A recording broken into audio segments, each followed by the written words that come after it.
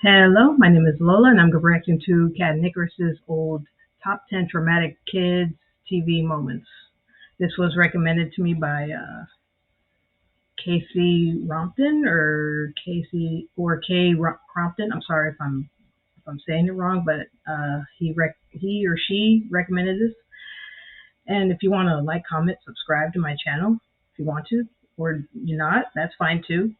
I just do this for fun. Here we go.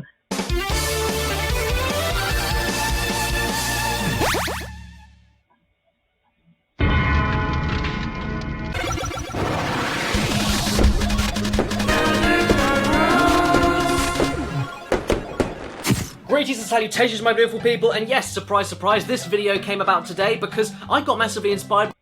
Man, Caddy was young, Jesus, so skinny. By Your Movie Sucks' video series he did about TV shows that traumatized him in his childhood. And then of course I Hate Everything joined in along with the odd ones out, and I just love the idea of sharing my own personal childhood traumas that I repressed from some of the TV I watched as a kid. Yes, as a kid. These things do not scare me anymore. Sure. Mostly. So enough Heinz baked beans and tomato sauce plus penises. Let's kick this off. In no particular order, here are my 10 traumatic kids TV moments. Keep your bladder steady. It's going to be tested. So let's begin the horror with the Teletubbies. Yes, the Teletubbies. This entire video will be as embarrassing as this. I mean, to my credit, Teletubbies isn't exactly a grounded show. It's weird. Like, it's weird. Yeah. I do gotta admit, yeah, it's had some of its weird moments like that.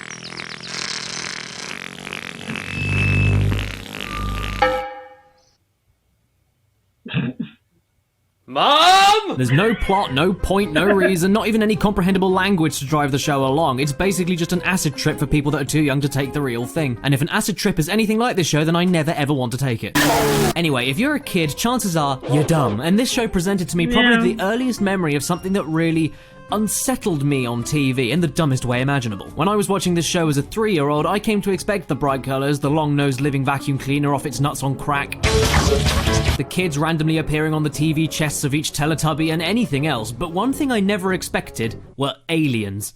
Yes, aliens. At random points, no joke, a fucking UFO would appear from the sky, land on the ground, and everyone gathered around, apparently happy about this as it slowly opened up to reveal a tap-dancing bear on a carousel thing. That is an alien tap-dancing bear on a carousel thing. This thing came from the sky. How do we know it's not going to enslave us?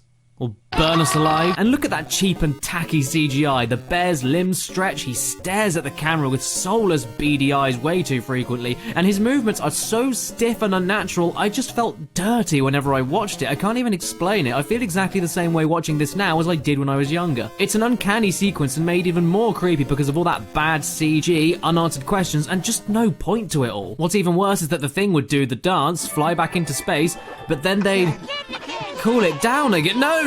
And at this point, I'd happily change the channel. If I was lucky, Funny Bones would be on. I told you this video would be embarrassing, didn't I? And the show itself never really bothered me. It's cute and harmless, probably the tamest TV show on this list. But what did bother me was the intro and the implications of it. Basically, listen to the words of this intro and imagine what would come to the mind of a kid who pieced it all together. In a dark, dark town, there was a dark, dark street. In the dark, dark street, there was a dark, dark house. In the dark, dark house, there were dark, dark stairs. Down the dark, dark stairs, there was a dark, dark cellar. And in the dark, dark cellar, some skeletons lived. Yeah, as a kid, I heard this whole intro like this. So kids, if you wait until the dead of the night and go into a dark, empty house and downstairs into the dank, dirty basement full of spiders, you'll find a family of dead, rotted corpses walking around waiting for you. Maybe I looked into this too deeply as a young child, but nope, that is all I ever took from the premise of this show, and it kept me scared of the dark for a long time. Funny Bones? This isn't funny. More like shit your pants bones. Hey look, it's the Muppets!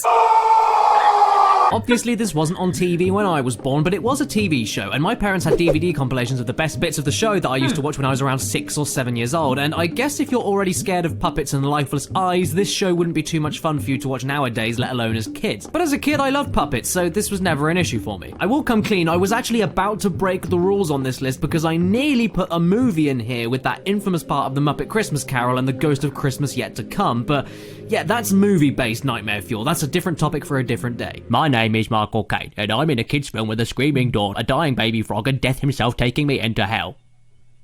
What have I done? Nah, the thing that traumatized me as a kid was something that I'm sure was supposed to be funny, but just came across to me as a nasty shock. In one of the episode sketches, Muppet Labs with Dr. Bunsen Honeydew, he tests out some edible paper clips on his eager assistant Beaker. Oh, Beaker, what is the matter? He ends up trying the edible paper clips, but actually ends up liking them.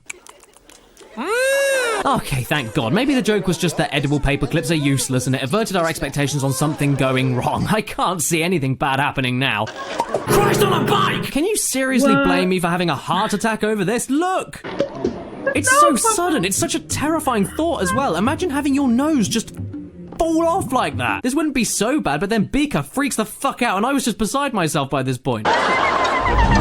Okay, no more DVDs for Babby Caddy. Time to tune back into the safety blanket of children-specific TV channels. What could possibly go wrong? Oh, I don't know. How about they air a show called The Animals of Farthing Wood? Animals in a wood with a badger voiced by Ron Moody, also known as Fagin from f***ing Oliver. How is this traumatic in any way at all? Well, here's the synopsis. A group of animals have their home destroyed by humans as a new housing estate is being built. So with nowhere to turn, Fox takes charge and the rest of the animals spend the entire series trying to find a nature reserve and be protected. But this was structured like Animal Game of Thrones. Self-contained adventure episodes, part of a much bigger story with weaving character arcs and plot lines, and death.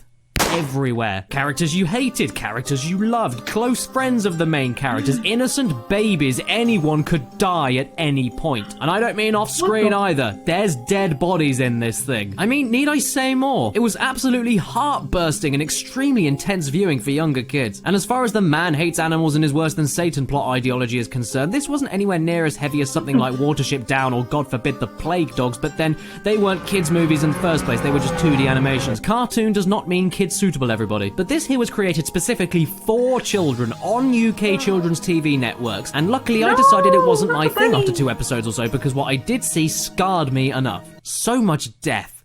Animals of Deathwood. Animals of Farthing Death. Animals of Death. I need something lighter-hearted.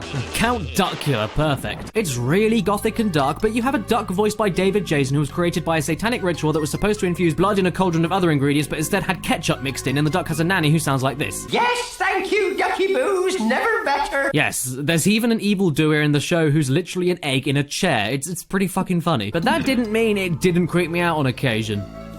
Okay, I say on occasion, I mean every episode. The ending credits of this show terrified me as a kid, and please don't ask me why, because I cannot tell you. It's pathetic. It's just a series of generic, spooky, cliched images and characters popping up in between the writing, but man, I must have been more sensitive than a clip because this whole sequence terrified me. I think the main thing that freaked me out was the extremely rigid movements of each image as they flashed in and out between different poses. Something about it just looked so unnatural that it made their already spooky, black and white, olden-timey appearance even more otherworldly. It's the same reason I was scared of stop-motion animation puppets for the longest time. My dad showed me Army of Darkness when I was 9 and I didn't like it. You know, it looked real, it looked like they were there, but it wasn't smooth, it wasn't even robotic, it was just slightly off with the jumping frames and sharp, jagged movements that was enough to mess with my head's understanding of what I was looking at, which, of course, makes for good horror generally, things that you can't even quite comprehend. Although, with that very elaborate justification aside, that still doesn't change the fact that I was still scared of something that looked like this. Stop laughing at me! Alright, maybe I can redeem my street credit here. Who is scared of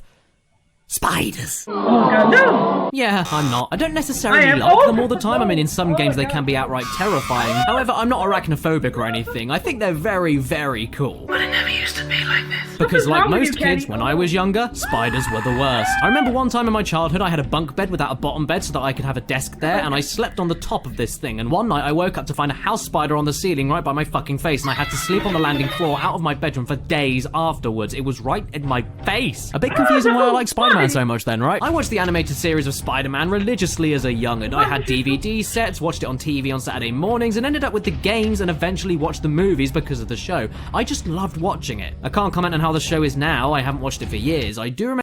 Now see, Spider-Man I can understand you liking, but spiders? Hell no, dude. Keep them away. I remember it being cheesy as fuck. Kill them all. The pain! Not now! But I can say there was one episode with one particular moment that fucked with me too much. If I remember correctly, in this part, Peter Parker is telling the story on how he got his spider powers to a superfan, and in this story, he gets bitten by the radioactive spider, but contrary to what I thought the story went like, he didn't get his powers straight away. Instead, he starts to slowly morph and twist into... A spider? Aunt May! It's me! No! Peter! It's obviously then revealed to be a hallucinogenic nightmare, so then it's like, thank God. But up until that moment, my little head was alive and buzzing with gross and alarming visions, not only of a body horror rendition of the Spider-Man mythos, but one of myself changing into that spider. With my fucking head on it. Transforming things have always unnerved me. I think it's because when I was younger I put myself in the character's shoes of whoever was transforming, and I could imagine the lack of control and the pain and the buckling deformed bones mangling into whatever the body was morphing into. It was way too much for my mind to handle, and it wouldn't have been too bad if he just turned into a spider, just a completely 100% spider, but a spider with your own human head still on it? This is so messed up, even fucking Bloodborne did it! However, there was one thing that I found a little bit creepier than spiders when I was younger. Captain Scarlet. Created in the late 60s from the same mind behind Thunderbirds, Jerry Anderson, this here was a kick-ass secret agent puppet show. For the love of God, please stay with me. About an indestructible man saving the world from an alien threat. And yes, I watched it on TV when I was a child when it first aired, because I'm actually an extremely sexy undercover 70-year-old. Do not ask me about my formulated skin cream, because I'm not telling you shit. Anyway, not only did Captain Scarlet have one of the best theme tunes of all time, Captain Scarlet.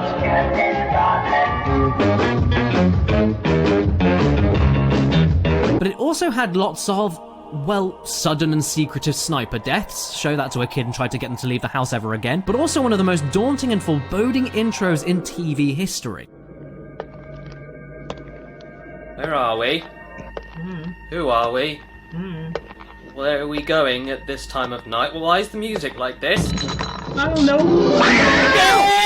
It also had a pretty vivid and nasty ending credit sequence with photorealistic artist renditions of Captain Scarlet in literal death situations, and these images alone were enough to give me nightmares. It didn't matter that I knew that he was indestructible, I just imagined me being in those situations, like I did with Speed to Spark a Spider. So I imagined myself suffocating and desperate for my final breaths as green goo consumes my flesh, falling off of a skyscraper, tied up in front of a killer snake, about to have my face melted off and thrown across the room by dynamite as I was being crushed by rocks, weighed down underwater face to face with a gang of vicious sharks, about to have my muscles pierced and torn by multiple spikes in the walls. I need counselling! But the absolute worst thing about Captain Scarlet was the alien threat, the Mysterons. What are they? No one knows. All we do know is that they're represented by holographic circles, and they're trying to conquer the world, and that they can possess people, including one of the good guys, Captain Black, who then gets revealed in future intro credit sequences in a fucking graveyard. However, the worst thing about them is that you just had no idea what they were. You never saw them, you never had any idea how big they were, how they could do all this magic shit that they were doing. It just seemed like whenever they appeared, you were fucked. And whenever they appeared, they sounded like this. This is the voice of the Mysterons. We know that you can hear us, Earthmen. Well, give me a quick flick and a kick in the dick. Advertisement, save me! There's nothing quite like the sweet embrace of commercialism creeping into your little kiddie brain, gearing you up to write your Christmas list. I used to love TV adverts, and some can even be very imaginative and funny, as well as make you want the product. Look at this one even, about Wrigley's Excite Mints. There's a man asleep on the sofa who's just woken up. Oh, look at that there. Did he have a rough night? Okay, stop for a second. I know that this isn't a TV show, but I figured that I could let an advert that runs in between all of the TV shows slide in just for this one example. Why in particular? Well, I'm not even going to explain why. You just sit there and watch it. And you sit there and watch it and you imagine yourself as a child absorbing the majestic artistry.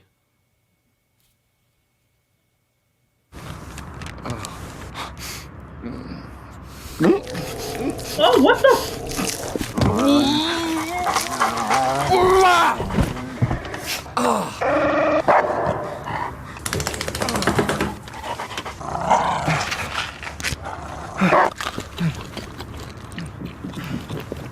Hey, darling. Excite. Extreme mint refreshment. Yo, what the freak was that? I need medication. Hey, Pingu, I've taken too many pills. Oh my I feel God. sticky. Do you even understand? Maybe you should have some meds so that you'll know how I feel. Yeah, let me just give you some. Right, lovely. Yeah, let's have a trip together. Okay, seriously. Can we just talk about this. Pingu, one of the most imaginative, expressive, and funny slapstick stop-motion shows ever made, appeals to all ages. I still love this show. But do you think I ever trusted Pingu again after this episode aired when I was really, really little? Here, Pingu has a bad dream, and it starts off with his bed growing legs and walking him around, and it's all very charming and silly and weird, but then, hello, sex pest! Who in the studio thought this was a good idea? Who made this model and said to themselves that this was a good thing to show to kids? The size of it, the whiskers, the eyes, those teeth! It looks unlike anything else in the Pingu universe, and the low, growling, simpleton voice samples damning your ears along with your eyes as he tries to capture Pingu in an igloo and laughs maniacally to the sky is just too much, okay? You can't reason with this thing. He doesn't understand you. You can't understand it. It just wants to eat you. But nothing. Caddy, you don't need counseling, dude. You don't even need therapy. You need a priest, dude. Jesus Christ, man. I feel like I need one too after watching all that. The freaking dog and that walrus or whatever the hell that thing was. Will ever take my next pick, my number one pick, as it were. I know this list isn't in any particular order, but I would have to put this at the top, no question. This was the only thing that I saw on TV as a kid that was meant for kids that I ended up watching, but then had to run out of the room. I was so petrified of what I'd seen. I don't mean to big it up or anything, but it affected me that much when I was younger, so... Has anyone in the audience heard of Wurzel Gummidge? Okay, let me explain. This quirky kids sitcom about a scarecrow getting up to mischief and adventures with the farmer's kids and the crow man who made him, I had watched on a VHS my parents had. I really liked it, and I still do, honestly. John Pertwee is just a childish sweetheart, the jokes are subtle and sometimes really funny, the script is alright, if a little dated. I mean, this is the 70s. The acting is good, the music was farmery and stupid, but then one certain episode came on. Just one. And then this happened. The episode starts off with the kids washing up and they want to go and take some cake mix over to Wurzel in the field so they can all share it together. But little do they all know that... Let's surprise him. Boo! Sulking again. What a pity, we'll just have to eat all this sponge cake mix ourselves. Oh my god! Oh my god! I mean, yeah, it turns out this daft head is a recurring character from an earlier episode, but my parents only had a few episodes of season 3, so I had no idea who Daft Head was or what to even expect. So when this fucking monster jumped out at my screen, I had to replace my pants. Even the name of the episode gave me no idea what to expect. That didn't mean anything to my child brain. And what's even worse... Oh my god, I feel like I need to replace my pants too. Jesus Christ. Plus, that this thing is actually a Frankenstein's monster scarecrow made by Wurzel himself, but the creation isn't happy with the creator anymore and turns out to be just as aggressive as he looks, eventually ending up in a fight to the scarecrow death, which he actually wins by decapitating lovable little Wurzel Gummidge. He wins! That stare is like a bulldog chewing on a wasp. It's horrifying. Of course, there's a happy ending and everything ends up back to normal, and nowadays I can watch the episode and actually appreciate it for some of the completely ridiculous jokes. I can count and I can sing. Oh, old MacDonald is a farm. Come into the garden, man! You ain't putting that there dog into that there shack, because it's coming for me, that dog is. Ah, suit yourself. I'll put you in it instead. You ain't ever had your breakfast? No, I ain't. Where did I get it from? From the farmhouse. You go straight through the farmhouse door, and he says to the farmer's wife, "Here I am, missus. I come for my breakfast and look sharp about it." Here I am, missus. Give me breakfast and look sharp about it. But until I could look at it subjectively, this here will always be the main thing that gave my 6-year-old self total nightmares from anything to do with UK television. And there you have it, my 10 most traumatic kids TV moments. I've embarrassed myself enough today, so now it's your guys' turn. Go to the comments right now and leave some of your things that scared the crap out of you as a kid. TV shows, mind you. Or ads. I mean, I did an ad, didn't I? Thank you so much for watching this video, and until next time, if it's your birthday today or watching this video, happy frickin' birthday to you, and please remember to stay beautiful. Before I go though, this video has been sponsored by thepixelempire.com. If you'd like to see all of my Oh my god. Oh god. Oh god. Oh. Oh god, those were all terrifying, yo. Like, that spider one, like, and that dog one, and, oh god. Girl Caddy, you don't need counseling. You don't need therapists, dude. You need the freaking Vatican, yo. You need a exorcism, man. Oh, Jesus Christ. And thank you, K.C. Rompton, or K. Crompton, for recommending this to me. Because now I'm traumatized. Jesus. Oy. Anyway, that's my reaction to Caddicarus' old top 10 traumatic kids TV moments. I'll see ya in the next one, hopefully. Bye.